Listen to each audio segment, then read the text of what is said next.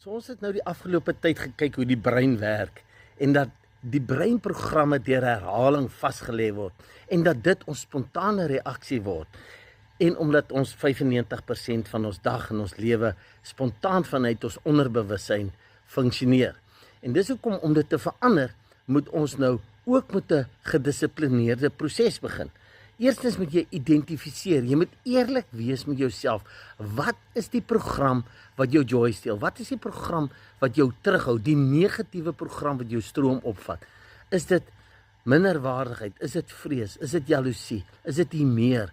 Kort van draad? Is dit negativiteit dat jy heeltyd fokus op die negatiewe?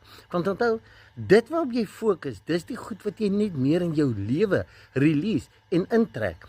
Dis hoekom jy moet dit eerlik met jouself wees. En die eerste ding wat jy moet doen is, vra vir jouself af, hoekom? Hoekom reageer ek so?